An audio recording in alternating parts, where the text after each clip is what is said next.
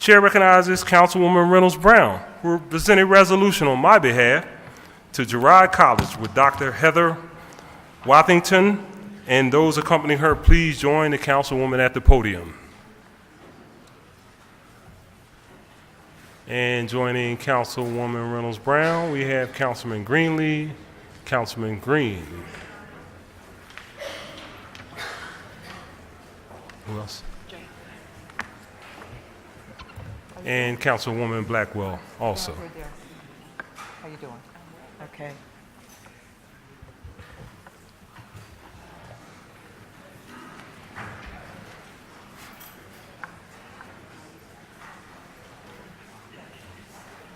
Good morning.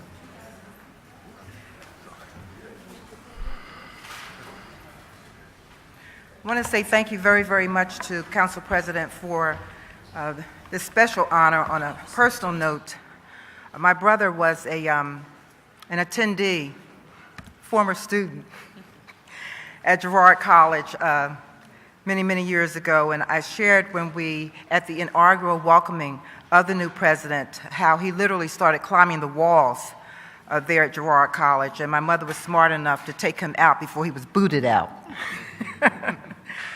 And so Girard College holds a very, very special place in Angela Reynolds' heart because it did leave an imprint, as he too was a young man without a father who wanted a chance to excel in an environment that was nurturing.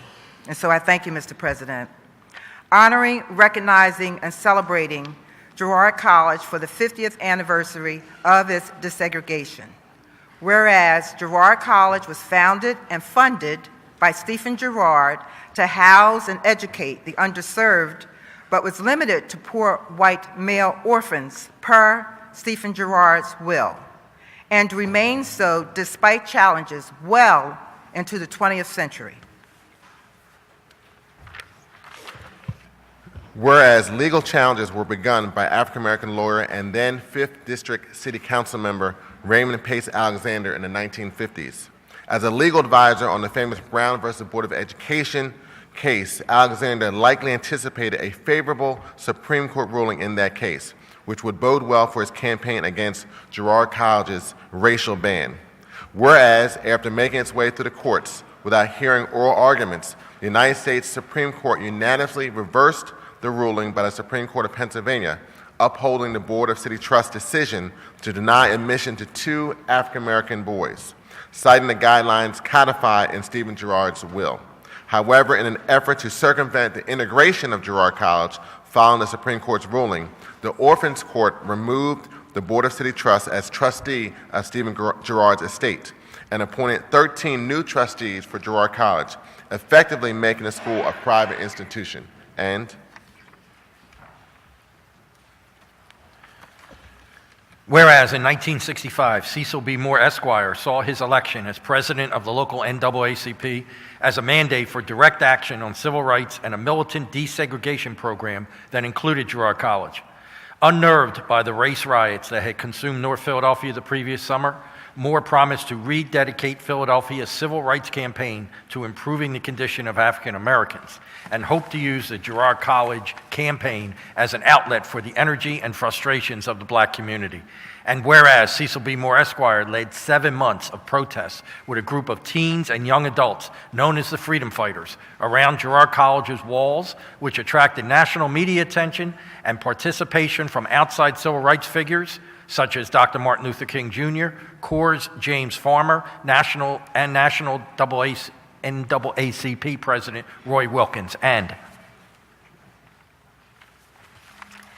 whereas ultimately, through legal challenges filed by Cecil B. Moore, the federal courts ruled that African American students seeking admission to Girard College were denied equal protection under the 14th Amendment and concluded that they could not be denied admission to Girard College because of their race. The Third Circuit Court of Appeals unanimously upheld the ruling, and the U.S. Supreme Court refused to hear an appeal of the Third Circuit Court ruling, thus paving the way for the integration of Girard College.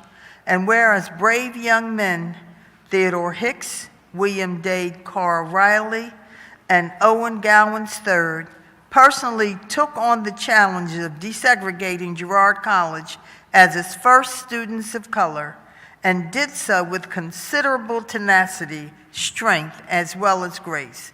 A special exhibit is on view in Founders Hall for the remainder of the 2018-19 school year, commemorating this history. Now therefore, be it resolved by the Council of the City of Philadelphia that we hereby honor, recognize, and celebrate Girard College on its 50 years of desegregation and those early students that braved the racism on that day. Be it further resolved that an engrossed copy of this resolution be presented to Girard College's new president and all those assembled and those who fought tirelessly to desegregate the Girard College. This was introduced by myself on behalf of our president, Darrell Clarke, and sponsored by all the members of Philadelphia City Council. Bravo.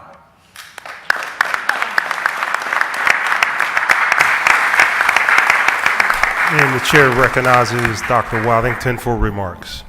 Please. On behalf of Girard College, we'd like to thank City Council and everyone assembled here and all of us who've been engaged in the struggle over the last 50 years to make sure that Girard College maintains its commitment to the City of Philadelphia. So we thank you. Thank you. Council be at ease.